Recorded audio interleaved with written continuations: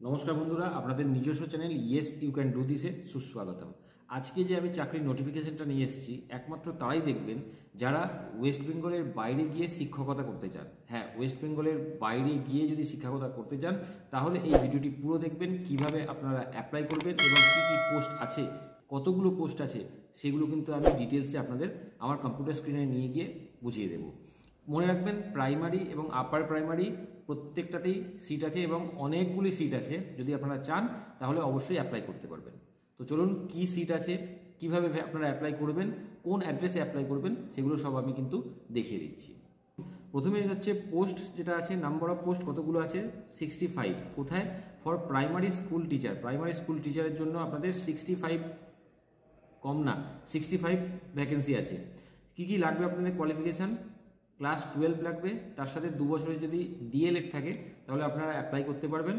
অথবা ক্লাস 12-এ যদি আপনাদের 45% মার্কস থাকে এবং 2 বছরের ডিএলএড থাকে যে কোনো এনসিটি অ্যাপ্রুভ ইনস্টিটিউশন থেকে, তাহলে আপনারা অ্যাপ্লাই করতে পারবেন।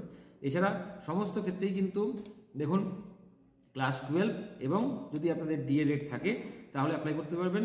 অথবা গ্র্যাজুয়েশন যদি থাকে এবং 50% গ্র্যাজুয়েশন মার্কস থাকে আর যদি বিএড ডিগ্রি থাকে তাহলেও কিন্তু আপনারা অ্যাপ্লাই করতে পারবেন। এছাড়া দেখুন, এসেনশিয়াল কী কী লাগবে আপনাদের কোয়ালিফিকেশান।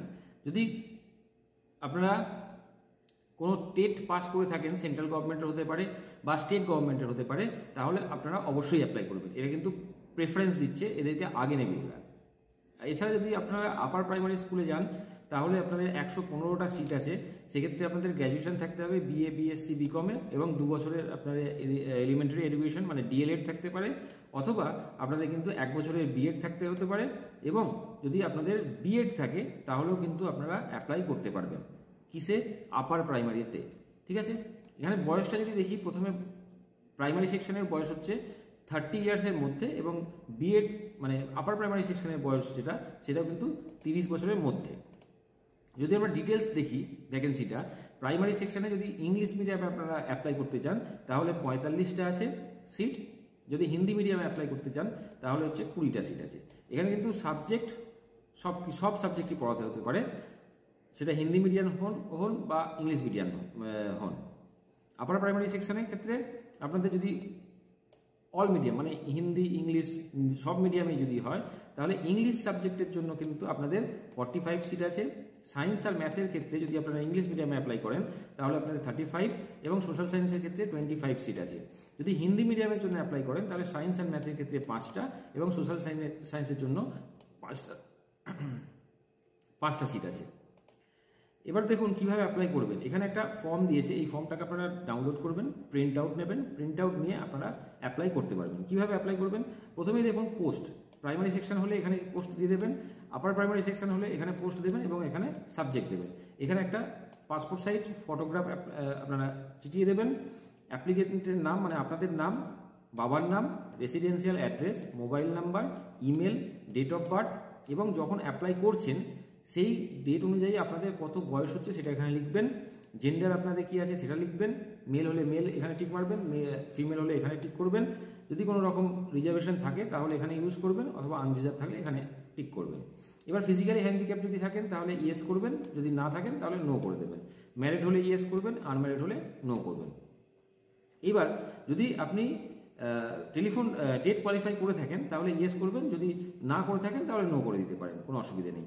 এখানে আপনাদের ক্লাস 10 যেটা করেছেন সেখানে কি মিডিয়ামে আপনারা পড়েছেন সেই মিডিয়ামটা এখানে উল্লেখ করবেন। এছাড়া আপনাদের যে কোয়ালিফিকেশানটা আছে সেই কোয়ালিফিকেশানটা এখানে পুরো ডিটেলসে ভরে দেবেন। যেখানে কত পার্সেন্টেজ হয়েছে, কত মার্কস পেয়েছেন, কোন বছরে পাস করেছেন সেগুলো সব এখানে ভরবেন। ভরার পর এই যে পেজটা আছে এই পেজটা যদি কোনো রকম এক্সপিরিয়েন্স থাকে তাহলে এখানে ডিটেলস দিয়ে দেবেন, কবে থেকে কোন ডেট থেকে কোন ডেট পর্যন্ত করেছেন এবং কি পোস্টে করেছেন।